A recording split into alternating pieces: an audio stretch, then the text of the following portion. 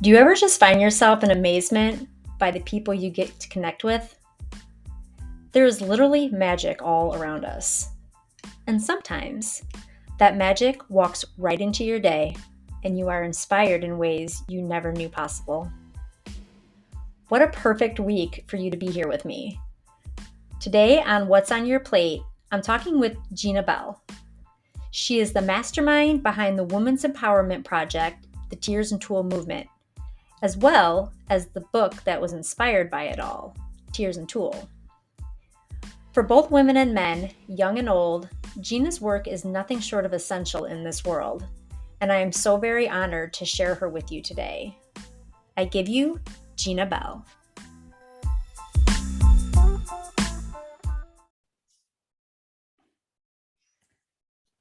Welcome back to What's on Your Plate. I am here today with somebody very amazing. I'm here with someone who has had me in awe since I first met her. A couple years ago, this amazing human walked into my day and gifted me a true treasure, an enchantment of both word and art that at the time and continues today, actually even this morning, and as I'm saying it, to bring me to tears. As you can tell in this moment. Gina Bell, an empowerment guide, author, speaker, workshop host. She is the author of a women's empowerment picture book called Tears Tulle. Gina uses art, metaphors, and rainbow tulle to help people all over the world remember their color. Her beautiful book is illustrated by Elena Michailidis, an artist and designer from Lithuania. Together, these women have created the most beautiful work of art that just inspires people every day. There she has it. Gina, welcome, and thank you for joining us today. Oh my gosh, thank you for having me. That day in the bakery seems like such a long time ago. And I'm just so happy that our paths connected and I was able to meet you and connect through my story as well. Same. God, what an inspiring story. And when you handed that book off to me, I remember that day in the kitchen. It was a busy day and I wasn't really able to properly thank you or talk to you about it. And, I took it from you and set it aside. And then later when I had a second, I just couldn't believe what you had handed me. And I share it with anybody that will allow me to. It's just such a beautiful work of art. Tell us more about what Tears Tulle is, what the movement has done for you and other women. I'd love to hear your thoughts.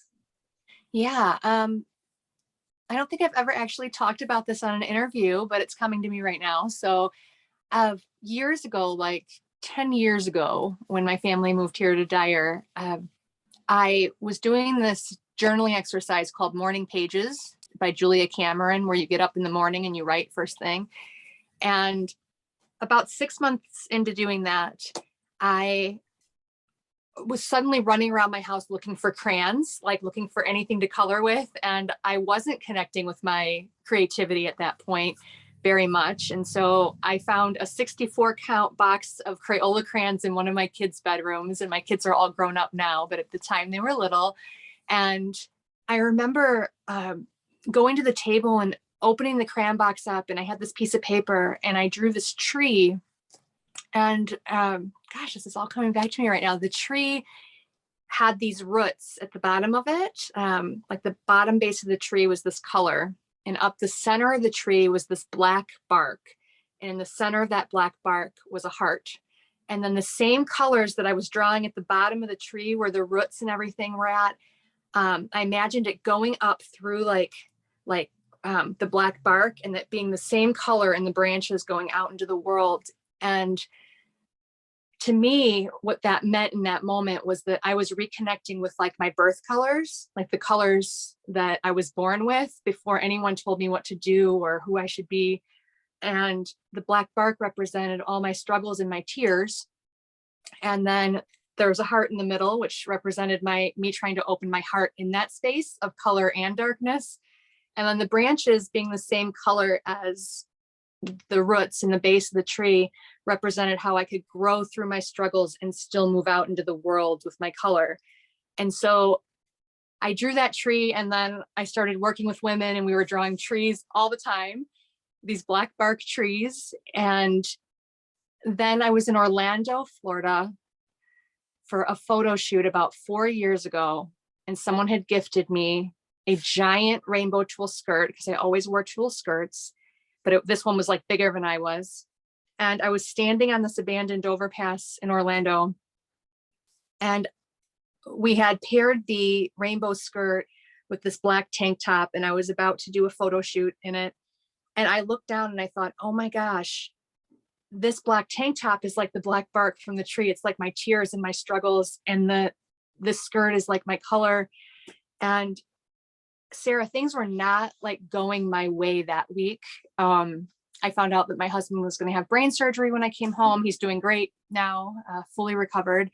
But it was the week before the anniversary of my mom's passing, and things were a little heavy. And I remember standing out there thinking, oh my gosh, I'm going to connect with this part of myself, even though things aren't going my way. And so that black bark tree kind of morphed into this tears and tulle idea, the tulle being the color, and then the black representing all my struggles. And then someone said, Gina, can you run in the skirt? And they were filming with a drone, and I fluffed the skirt up all around me. And it was like I was floating. I don't know how the skirt didn't pull on the concrete underneath, but it didn't. And it was just like, in that moment, I was running with like my mom and every female ancestor who came before me who couldn't fully go out with their color. And it was a crazy, beautiful moment where I made space for myself with both the dark and the light. Would bring the skirt home. It took me like 9 months to realize it was supposed to start traveling into the world. And then this project evolved where 52, I say, of my closest female friends decided to wear it. And it just wrapped up House 52 this past winter.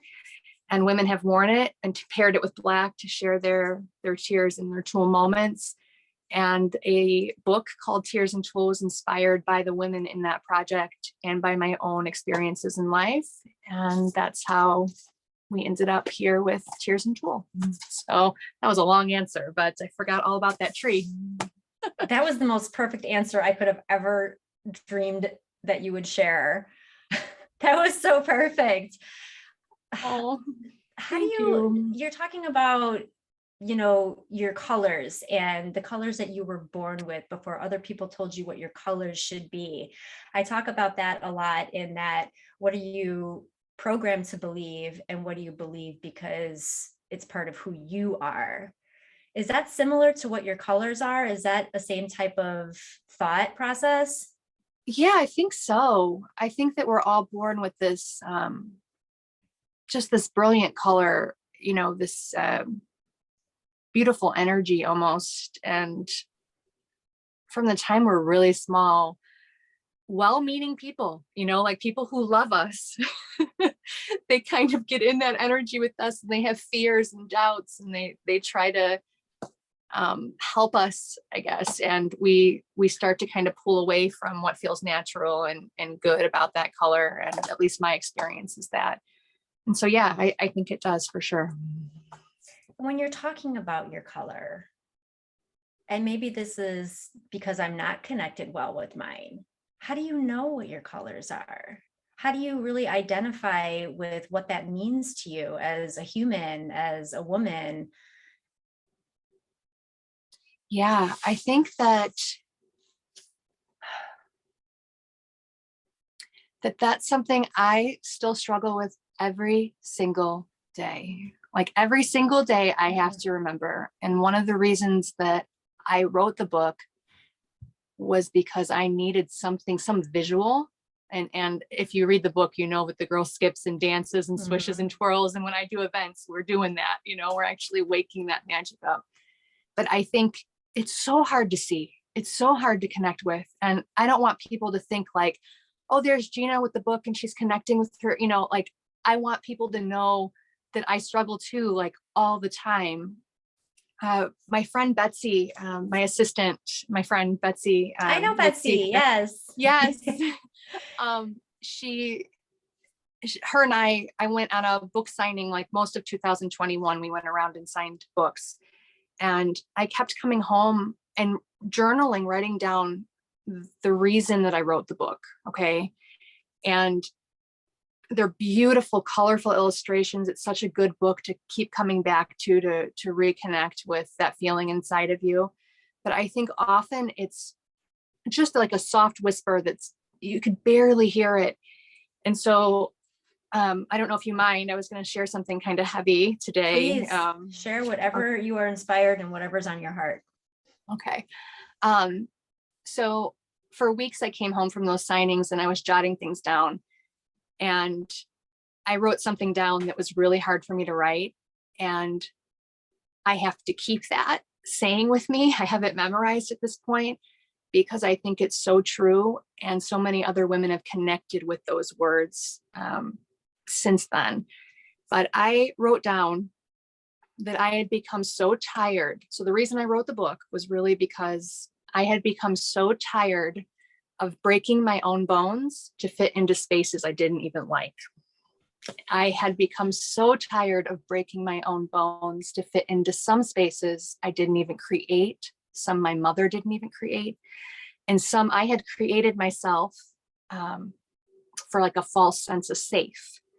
And every time I made myself smaller, I forgot a part of me. And every time I made myself smaller, it became harder and harder to see. And every time I made myself smaller, fitting into this tiny little box, it felt almost impossible to be free. And then this book came and this message came, and I just had this thought that just sort of whispered, just be me. Like from the chaos and the mess and the laundry and the stress and like all of it, just be me. But it's often just this whisper, you know, like just this itty bitty little sound inside of me that says, be yourself. And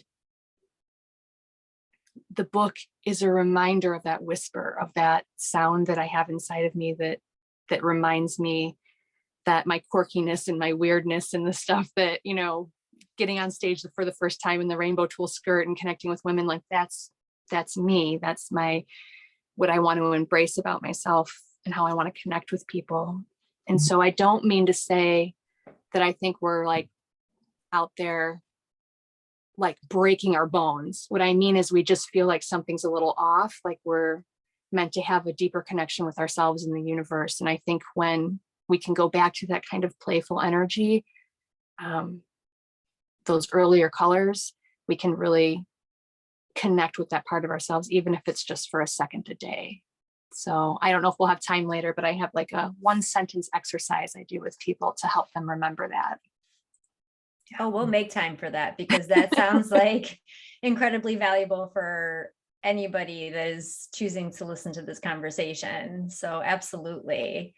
Absolutely. That's just an amazing analogy of how we try to fit into a world that is trying to change us and who we are at our roots day in and day out. How do we groom or ungroom, maybe is a better word? How do we guide little girls and little boys in the world today to not find themselves trapped in this type of box as they grow older? Yeah, I think that's a great question. And again, one I think I struggle with just trying to do myself, you know, to remember. And then I do have boys, and I see so much about how the world, you know, tells them what they're supposed to be. And, you know, the second book that'll be coming out in a couple of years here is about a boy connecting with his vulnerability and his magic and making space for tears. And I think that's so important. Just as important as it is, I think, for the boys to read the girl book is the girls to read the boy book. Yes. But yeah, I think it's, well, maybe that's a good time to mention the exercise. Actually, I think coming back to that space, that color repeatedly is like strengthening a muscle, like I know that you're a runner and you have to train and practice. And I think same thing with reconnecting with our color. It's not like you get it and then you're like, oh man, I got it. I read that book and I skipped and danced and swished and twirled and remembered the spirit of that magical girl. And now I got it. It's like, no, you have to keep coming back to it over and over again. And so in the Tears and Tulle community, we have an exercise where we say our Tears and Tulle moment of the day. And just, even if you can only do that once a week or once a month or once a season, like it's good to come back to this exercise because it helps you to remember that we're all going through this together. And so I think that's part of the challenge, is that we kind of think we're doing things alone a lot of the times. And when other women are showing up and they're saying, no, I had a really bad day, but I still know I'm a magical badass. Okay. Like that's, I hope I can say badass on your Oh podcast. yeah, for sure. I've said much worse, I'm sure. I figured as it was coming out of my mouth, I'm like, okay, it's me and Sarah, like that's okay. But yeah, we do this exercise and it's called the even when, especially then exercise. And it's just one sentence. And what you do is you say, I am blank, even when blank. And then we always end as a group with especially then. So the first blank is a positive thing about yourself that you love, or something you're trying to love about yourself. Okay. Even if you're not quite there yet, but you really want to love that part of yourself, you can put that in that line. And then the second line is a tears moment that you're having. So you might say like, I am kind, even when I lose my temper. I am brilliant, even when I feel like the dumbest person in the room. I am empowered, even when I'm so tired, I can barely stay awake and didn't get out of my sweatpants the whole weekend, and, something like that. And we always end with, especially then, because I think it's in the moments that we struggle that we need to probably remember who we are the most. So coming back to that over and over again can really sort of strengthen that empowered connecting with your color muscle. I think that we probably need to work on. And I would love to know yours, if you wrote down that exercise, like Sarah, you are, I am blank, even when blank. If you can think of one on the spot. Mm-hmm. I usually give a cheat card that my daughter created. She made these great cheat cards with like 100 words on them. So I've had a lot of practice. Yeah. I mean, I guess the first thing that comes to mind in this moment is, as it pertains to, I guess, this podcast and my fear of just stepping into something new, in that I am brave, even if other people don't understand. I am, brave, even if other people judge me, type of thing. That's the first thing that would come to mind, I suppose. Yes, especially then. So anyone listening to this and can send Sarah love, we say like, especially then, because we've all been through similar feelings. Thank you so much for sharing that. I'm going to work on that exercise more, because I think that's a great self-exploration of how we can just manifest the mindset needed every day to really step into who we are and embrace the colors that are within us. I think that that's something that should be part of people's daily practices. That's a really great exercise that you shared, and I thank you for that. Thank you for sharing that. Yeah, that was magical. I mean, it brings me back even to thoughts. We talked a little bit earlier about well-intending people, even in childhood, and the things that they may have said or done that they thought were going to serve us in a positive way as adults. And one of those things for me was, I can remember my grandmother, she was always very concerned about what other people thought about her. So she really put it in my mind early on that I should be concerned about what other people thought of me as well, right down to saying, I can remember it like it was yesterday. Don't put so much butter on your bread, it's going to make you have a big butt. I was Wow. probably 6 or 7 when she said that. Wow. And those little things, for whatever reason, we don't choose our memories, but for whatever reason, our brains hold on to certain instances, situations, comments throughout our lives. And I can't tell you the amount of times that I have thought about that phrase that my grandmother said to me as a little girl. And, it's been in my mind in ways that have made me look at myself in a negative light. And then it's been in my mind that have made me look in my ways at a positive light too. So, but it's those types of things that I am, what you're saying, using that exercise to say, whatever it is that feels heavy or that it's weighing on you, I am this, even though that, and especially when that. Thank you again for sharing that, because there are so many things that weigh on our minds and our hearts throughout life from those well-intending people. I'm sure in her mind, she thought she was doing some type of service to me, in not wanting me to be judged by society, as cruel as it is, and how it puts people in a box of what health or beauty should or should not look like. But in hindsight, that was damaging. Oh, yes.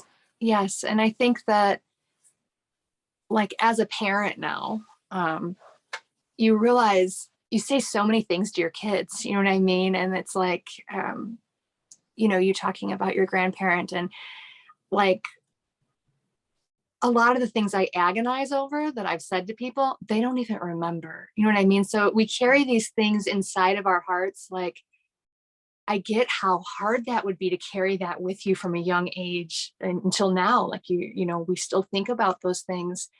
And I think what's important for me to remember, especially with the people I was closest to in my life, is that they might not even remember they said it to me because they're just trying to get through life the same way. And they're not these perfect people. I think that growing up, I did look at the people I love the most like they were, maybe not perfect, but that they knew a lot, you know what I mean? Like, and that I should really pay attention to what they were saying. And I think that as you have kids and they grow up and they go through different experiences, it's like, whoa, I hope I didn't mess them up by that thing that I said that I wasn't even sure of myself, So yeah, I'm so glad you shared that story, because I think,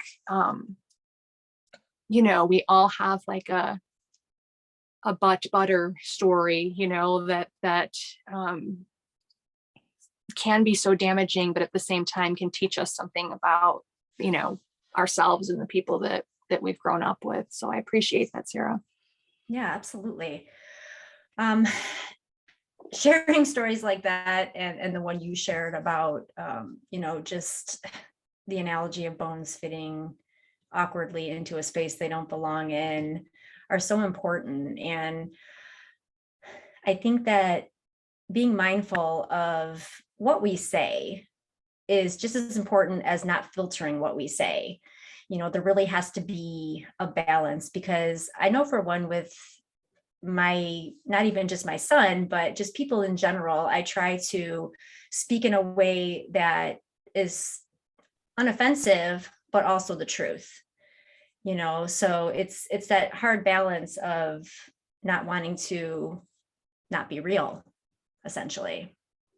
Right. Yeah. And yes, it is such a balance, I think. And again, I think we're all going through so many things that people aren't paying attention the way that we think they are. I mean, I feel like I've had so many times in my life where I've just thought that people thought a certain way about me, or, we get these ideas in our heads. And back to what you just said about like the bone breaking, like the analogy of that is like, if we had a friend or a neighbor or a pet or anyone that was breaking their own bones to fit into spaces that didn't make sense to them, we would do everything that we could to get them help, to try and see what they needed. And I think that if we can extend that love and kindness that we give to others to our own selves when we're having those bone breaking moments. And for me, Sarah, I've been breaking my bones my whole life. Like I've been fitting into spaces that absolutely didn't serve me, that a lot of them not even mine. So yeah, I feel like, I think I'm going off the question here, but All such good information though. I mean, would you be your own friend is the question. If you treated yourself, if you treated your friends the way you treat yourself, or if you talk to your friends the way you talk to yourself, would you be your own friend? It's a question that I've asked myself many times over the years. And the answer is more often than not, no, I wouldn't be my friend, because we're so self-critical of ourselves. I can't imagine talking to somebody close to me that I loved in the same way that I talk to myself most of the time. Right. We And just where does did that come from? I know. And I think it's such a, it's so many things, you know what I mean? Like that happen to us through our lifetimes. And I know heartbreak is a big one for me, not feeling good enough or not feeling loved or liked enough. And I was at a women's circle a couple weeks ago, and we were all going around sharing. And I said that through my whole life, I've often felt like the ugliest person in a room. And I would just walk into a room and just feel like the ugly, no matter who's there, no matter how many people are there, I feel that way. And I know that's a young part of myself, that felt like she wasn't good enough somehow. And I think that the more we go out into the world as little people, the more that we absorb things that might not be true, like we hear things from people who are also struggling. And so, yeah, I'm trying to come back to that. Like when I do feel like, and it doesn't happen every time, but if I do walk into a room and I feel like the ugliest person, I think like, I don't think that's true, and just that one sentence lately, like, I just don't think that's true. Like, Gina, is that true? No, I don't think that's true. Like, is helping me a lot, but it's a struggle. Like it's something, I think we all have moments like that, different things that we think. And I just feel like I don't want to waste time on that. As I get older, I want to go out into the world more and know that other people are probably feeling a lot of the same ways I am. I think that's true. And I think it's unfortunate that so many of us carry those thoughts with us, but I think it's also in some ways good that, you're not alone in those thoughts, and other people can certainly relate, just like they can relate to your beautiful book that you created. How does the tool help you step into the bravery of those situations? So many women who have worn that. So it's one skirt, it travels around the same skirt and different women wear it. And again, they pair it with something black to represent the tears. But so many of them have said that the tulle fabric takes up space. So it literally like takes up space around them. And something about that tulle taking up space, like if you imagine yourself in like a big tulle skirt, it's almost like the tulle is a reminder, like that we can give ourselves permission to go out into the world and take up space. So the tulle that I talk about, it isn't the tulle that we grew up with. Yes, it's pretty. Yes, it's fun, but it also, like, you don't have to be a bride or a ballerina to wear it. Like everyone has their own tulle, and it's way more empowering than that. It's deeper than that. Like it's strong and durable and transparent, and that's what makes it beautiful, like that it's paired with struggle. And so the tulle in the book, the tulle in the movement, is an empowerment tool. I think that it's just a great visual for the magic that we carry inside of ourselves. And I know it sounds kind of cliche, like it's the magic we carry, but man, we really do carry like untapped magic in us that we can, it lies dormant, I think, a lot of the times until we go a little deeper. So Yeah, it's scary, knocking. but yeah. Every day it's knocking, and we just have to open the door and let it in and let it out. That's so inspiring for me, for you to say those words out loud.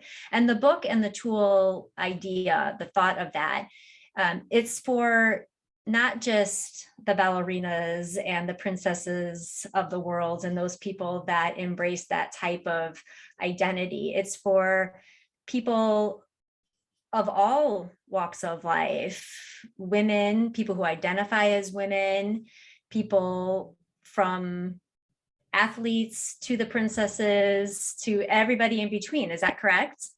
Absolutely. Yes. And I love that you just said every day it's knocking, because I say that even if our tool is like in the closet or in, behind some door, and it's been squished up and put away and we've been kind of afraid to connect with it, once that tool comes out, like if it knocks and you open and the tool comes out, it expands, and it'll keep expanding if you keep paying attention to it. So yeah, I love that idea of the knocking, Sarah. I think everybody should have an actual tool because if you get to wear it, it almost embeds in your brain the idea of it after it eventually does have to come off, right? We can't be in it constantly physically, but it embeds the idea of it to be there even as a thought or idea as you just walk through your day every day. Yeah. Has that done that for you? Oh yeah. Yeah. I definitely, especially that taking up space part. So Yes. I say that when the girl in the story skips, so if everyone's listening, imagine yourself in your giant tulle skirt, all your favorite colors, and you fluff it up around you. And when you skip in it, you're remembering something deep. Okay. And the girl in the story, she's remembering something deep, and she's inviting us to remember. So when you read the story, hopefully you're having that kind of connection. So when she skips, she remembers. When she dances, she's having fun.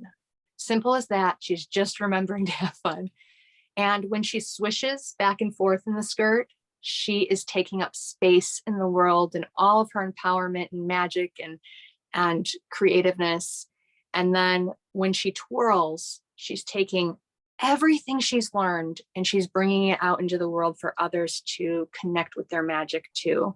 And so, yeah, skip, dance, swish, twirl. And I think that if you come back to that and you actually imagine yourself doing those moves, you could really connect with a part of yourself, one of those dormant places, I think. Yeah. God, that's so fantastic. Thanks. Tell me a little bit more about the next book that is in the making. I'm so excited about this next journey that you've entered. Can you share with us about what's forthcoming? Absolutely. So this book was Tears and Tulle, the first one, and then Tears and Taffeta being a different type of fabric that's kind of like a satin. The new movement and book will be called Tears and Taffeta. And so right now there's a traveling cape that's taller than I am. So I'm 5'6". This cape is this huge multicolored cape, and it's traveling around the country right now. And so my brother Tony was the first guy to wear the cape, and he paired it with something black. And just like the Tears and Tulle movement, he shared his feelings and that darkness and that light. And men in different places in the country are also sharing their connectedness to the cape. And so I wrote a book called Tears and Taffeta that follows a little boy throughout his life wearing a multicolored cape. And as he grows up, the cape grows alongside of him to remind him of his magic, even when life doesn't go the way that he hopes. And so there's an actual traveling cape going around, and we're collecting stories. I think it's on stop 7 right now. And yeah, the book will come out in a couple of years, but we want to make sure we have some good pictures to put at the end there. And yeah, it's just so cool because it mirrors Tears and Tulle. It's a lot like Tears and Tulle in so many ways. And it's just super cool to see men connecting with their vulnerability and making space for boys, especially, to know that that's okay. Right. Yeah, we definitely live in a world where there's a lot of space made for men, but not in the same way as a tool would create space, and really stepping into your own and who you are, and not just who you're expected to be. I'm excited for that project you have forthcoming. Thanks. Do you want to hear a page in it? I'll give a little. Yes. Oh, how exciting. The boy in the story will gallop, fly, jump for joy. Remember the spirit of that magical boy. So those are the moves that he will do. There'll be some flying in this one. What a gift. Thank you for sharing that. Sure. Gina, I would love to hear your exercise that you just asked me to think of, that I am blank. Yeah. Even when and especially. What is that for you? Today? What's Yes. today's? Yeah. Ooh. I always have like what it's supposed to be, and then what it actually is. Right. So let's say what it actually is. Yeah, let's be real, right? Mm-hmm. I am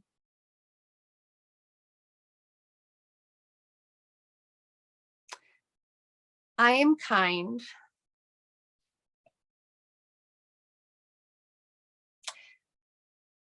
No, that's not going to be it.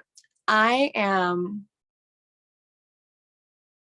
brilliant, even when some of the places I feel most comfortable in my life are when I'm having fun, sort of like a Saturday Night Live character. That's me at home with my family. They have the videos to prove it. I feel like in some way I may have missed my calling as a Saturday Night Live actress. So I don't know. I'm just brilliant and capable and smart, even when I'm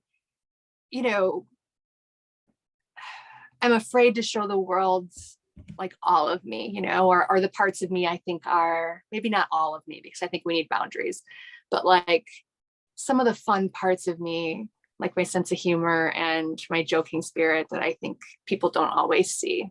So, especially that. That's awesome. Thank you so much. That was challenging for you. I can see that. It was, and it's funny because I do them all the time, and it's, and we do have these cheat sheets now where we can look and pick a word, and and I'm glad you asked me on the spot, because it made me really go deep into my silliness, my quirkiness. My mom would have called it the zaniness, of your heart, your spirit. We embrace the zaniness in our family. Yes. Gina, is there anything else that you want our listeners to know about you or the movement or the books or just the colors? Is there anything else that you want to put out today? Yeah, I think that there's a place in this movement for everyone. I think that whatever your metaphor is for how you're connecting with your color, whether it be the skirt or not, coming out and connecting with these circles from within the movement, different communities we have on Facebook. You can find me at ginabell.co. But just connecting, we have so many ways that people can get involved, and we have Tears Tulle Trailblazers and Tears Tulle Tribes, which are people that are coming together and forming their own circles in different places in the world. We had one last year, I think, as far as Africa. And so we've just had some cool circles come together. And I'd just like to invite everybody to know there's support in these communities where you can kind of come and be yourself, whether it be a Saturday Night Live character or not, but to just have a safe place to talk about your feelings and connect with that magic. So I would love for you to find us. If you Google Tears Tulle, you will find out all kinds of information, because there's no other phrase like it. So it's easy. You could just do that and just find communities that could support you. That's fantastic. Do you have any upcoming events that you want to share about, in the coming months that you'd like people to be aware of? Yeah. So we do private events for like corporations or nonprofits. So that's always an option. But we have a moon circle, you know about this, the Yes. annual moon circle where we go to this arboretum in Valparaiso, Indiana, and we meet in a circle as women. And we actually create a skirt like on site of everyone's shared experiences. So each time someone shares, and even when, especially then, we add a piece of tulle to the skirt. And by the end of the night, we have this tulle skirt that's made up of everyone's experiences in just that group for that night. So that's September 10th. Yeah. Tickets are up for sale on Eventbrite. If you look up Moon Circle Valparaiso, Indiana, you can find more information there. And yeah, it's one of my favorite events of the whole year because it's just magical. There's a fire and it's in the woods and it's just super cool.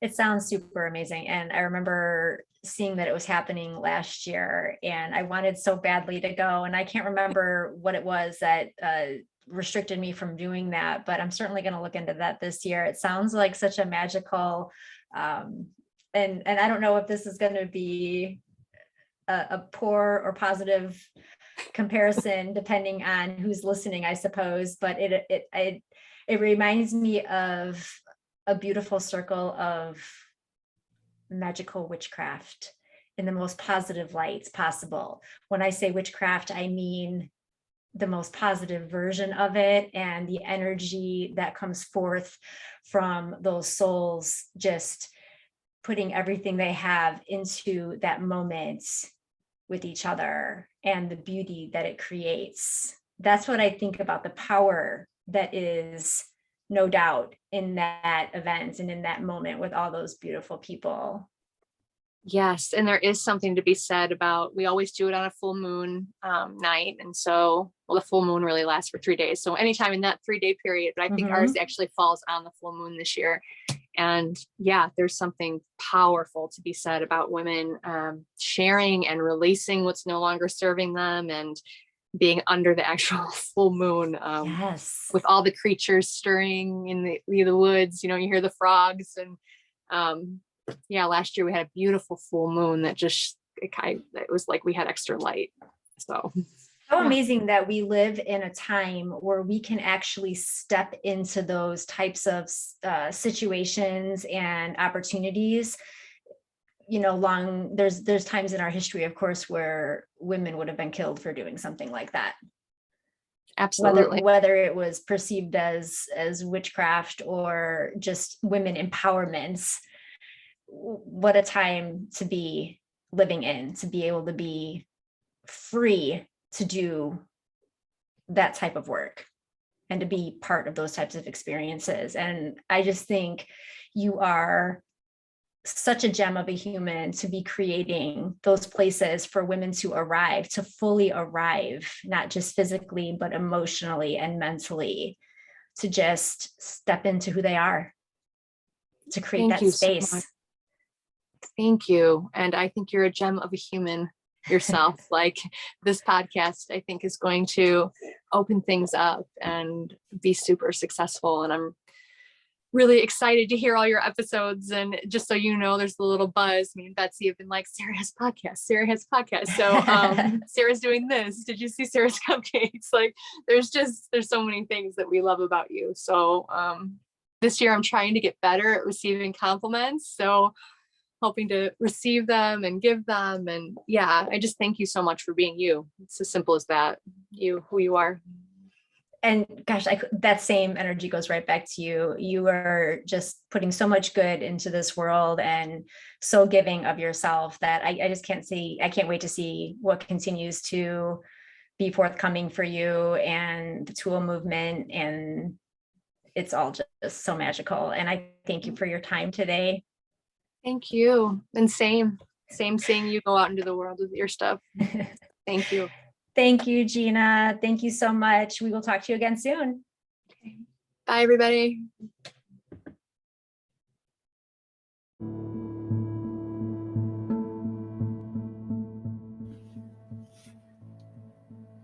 We're living in very terrifying times right now. The work of women like Gina is so very important. If you cannot do the same type of work, please at least support it. Support hers. Support Gina's work and other women like Gina. Support the efforts and events. Share this episode and follow Gina on social media. Go to her website in the show notes and sign up for her email list. And absolutely buy the book for yourself and everyone else you want to lift up and help find their light amongst the darkness. My top takeaways from Gina today were: 1. When you make yourself small, you lose part of yourself, and it's really hard to find it again. 2. Stop trying to fit into spaces that were never meant for you, or ones you never even liked. 3. It's in the moments we struggle that we remember who we are. 4. Identifying with your color is to remind yourself who you are, not who everyone else wants you to be. 5. You can be in a dark place and still put your light out into the world. Gina Bell is a true treasure in the empowerment movement for both men and women. She has given us all permission to remember the magical spirits within each and every one of us, even when and especially then. Much love to you, Gina, and love to all of you. I'm so thankful you allow me space in your day. Keep looking for the good and help be the change. Until next time, friends.